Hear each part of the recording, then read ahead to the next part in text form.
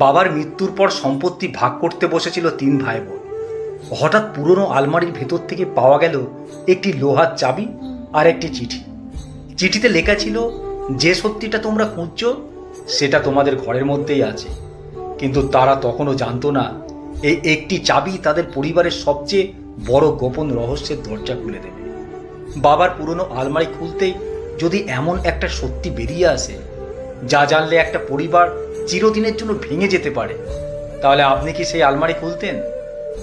হরিপদ রায়চৌধুরীর মৃত্যুর পর ঠিক এমনই এক পরিস্থিতির মুখোমুখি হয়েছিল তার দুই ছেলে, অরুণ বরুণ এবং মেয়ে মাধবী।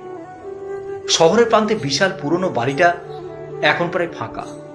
হরিপদবাবু মারা যাবার পর তিন ভাই বোন বসেছিল সম্পত্তি ভাগ করার জন্য। হঠাৎ বাবার ঘরের পুরনো কাঠের আলমারি পরিষ্কার করতে গিয়ে অরুণের হাতে এলো একটি ছোট লোহার চাবি। চাবির সঙ্গে বাঁধা ছিল একটি কাগজ, তাতে লেখা, যে সত্যিটা তোমরা খুঁজছো সেটা এই বাড়ির মধ্যেই লুকিয়ে আছে। অরুণ কাগজটা পড়ে বলল, বাবা এমন কথা লিখে গেলেন কেন? বরুণ হেসে বলল, হয়তো পুরনো কোনো কাগজপত্রের ব্যাপার। কিন্তু মাধবী অস্বাভাবিকভাবে চুপ করে রইল। সেই রাতের তিনজন বাড়ির পিছনের বহু বছর ধরে বন্ধ থাকা ঘরটায় গেল। ঘরের কোণে দাঁড়িয়েছিল একটা বিশাল কাঠের আলমারি। চাবিটা তালায় ঢোকাতেই খটাং তালা খুলে গেল। আলমারির ভেতরে ছিল জমির দলিল, পুরনো চিঠি, কয়েকটি ছবি এবং একটি ছোট্ট কাপড়ের পুঁটলি। পুঁটলির মধ্যে পাওয়া গেল একটি শিশুর হাতের তৈরি পুরনো রূপোর তাবিজ। অরুণ ছবিগুলো দেখতে দেখতে হঠাৎ থেমে গেল। একটি ছবিতে দেখা যাচ্ছে হরিপদবাবু এক অচেনা মহিলার পাশে দাঁড়িয়ে আছেন। মহিলার কোলে একটি ছোট্ট শিশু।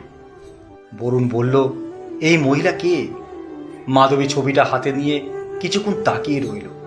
তারপর ধীরে বলল, ওনাকে আমি আগে দেখেছি। কোথায়? মাধবী উত্তর দেওয়ার আগে অরুণ একটি চিঠি খুলে ফেলল। চিঠিতে লেখা, মেয়েটাকে আমার বাড়িতে রাখছি, কিন্তু ও যেন কোনোদিন নিচের আসল পরিচয় জানতে না পারে। তিনজনে স্তব্ধ। বরুণের মনে সন্দেহ হলো বাবার হয়তো গোপন কোনো সম্পর্ক ছিল। কিন্তু পরদিন তারা গ্রামের বৃদ্ধ পুরোহিতের কাছে গেল। পুরোহিত চিঠিটা দেখে দীর্ঘশ্বাস ফেলে বললেন, তোমাদের বাবা মারা যাবার আগে আমাকে বলেছিলেন একদিন এই চিঠি তোমাদের হাতে পৌঁছবে। অরুণ তাড়াতাড়ি জিজ্ঞেস করল, কিন্তু এই শিশুটি কে? পুরোহিত কিছুক্ষণ চুপ করে থেকে বললেন, এই বাড়ির সঙ্গেই তার সম্পর্ক। তবে সত্যিটা তোমাদের বাড়ির একজন মানুষ জানে। কে? পুরোহিত শুধু বললেন, কমলা। কমলা ছিল এই বাড়ির পুরনো পরিচারিকা। প্রায় 40 বছর ধরে সে এই পরিবারের সঙ্গে আছে। বাড়িতে ফিরে অরুণ, বরুণ ও মাধবী কমলাকে ডেকে সব জিজ্ঞেস করল। কমলা অনেকক্ষণ চুপ করে থাকার পর কাঁদতে শুরু করল। বাবুর কথা ছিল, তার জীবিত অবস্থায় যেন আমি কিছু না বলি। অরুণ বলল, আজ বাবা নেই, এবার সত্যিটা বলুন। কমলা ধীরে ধীরে বলল, ছবির শিশুটিকে তোমাদের বাবা এই বাড়িতে এনেছিলেন, কিন্তু সে কোনো বাইরের মেয়ে ছিল না। বরুণের চোখ বড় হয়ে গেল। তাহলে কে? কমলা মাধবীর দিকে তাকিয়ে বলল, ওই শিশুটি মাধবী। মাধবী যেন পাথর হয়ে গেল। অরুণ অবিশ্বাসের চোখে তাকিয়ে বলল, অসম্ভব, মাধবী তো আমাদের বোন। কমলা মাথা নাড়ল, হ্যাঁ, ও তোমাদের বোন, কিন্তু তোমরা যেভাবে জানো সত্যিটা তার থেকেও বড়। তারপর কমলা জানালো, মাধবী আসলে হরিপদবাবুর নিজের মেয়ে হলেও তার স্ত্রী তাকে জন্ম দেননি। হরিপদবাবুর স্ত্রীর ছোট বোনের একটি কন্যা সন্তান ছিল। সেই শিশুর বাবা মা মারা যাবার পর হরিপদ তাকে নিজের বাড়িতে এনে নিজের সন্তান হিসেবেই বড় করেন। কিন্তু কেন এত গোপনীয়তা? কমলা এবার শেষ চিঠিটা বের করল। চিঠিতে লেখা ছিল, মাধবীকে কখনো পর বলে মনে করো না। ও আমার সন্তান না হলেও আমার কাছে অরুণ আর বরুণের থেকে একটুও কম নয়।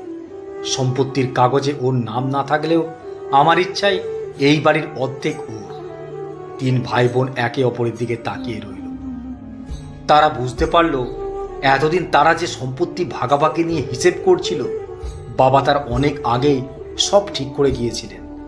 অরুণ ধীরে ধীরে মাধবীর কাছে গিয়ে বলল, তুই আমাদের বোন, রক্তের সম্পর্ক কিভাবে হয়েছে সেটা এখন আর জানতে চায় না। বরুণও বলল, বাবা আমাদের পরীক্ষা নিয়ে গেছেন, আর আমরা প্রায় সেই পরীক্ষায় হেরে যাচ্ছিলাম। মাধবীর চোখ দিয়ে জল গড়িয়ে পড়ল। সে শুধু বলল, বাবা শেষ পর্যন্ত আমাকে পর হতে দেননি। সেদিন পুরনো আলমারিটা আবার বন্ধ করে দেয়া হলো, তবে এবার তার ভেতরে রাখা হলো না কোনো দলিল, রাখা হলো হরিপদবাবুর সেই চিঠি। আর তার নিচে 3 ভাই বোন লিখে রাখলো, সম্পত্তি ভাগ করা যায় কিন্তু পরিবার ভাগ করা যায় না। সেই পুরনো আলমারির রহস্য সেদিন শেষ হয়েছিল, কিন্তু 3 ভাই বোনের জীবনে শুরু হয়েছিল এক নতুন অধ্যায়, যেখানে বাবার রেখে যাওয়া সবচেয়ে বড় সম্পত্তি ছিল কোনো জমি বা বাড়ি নয়, তাদের একসঙ্গে থাকার শিক্ষা। লেখা সংগৃহীত।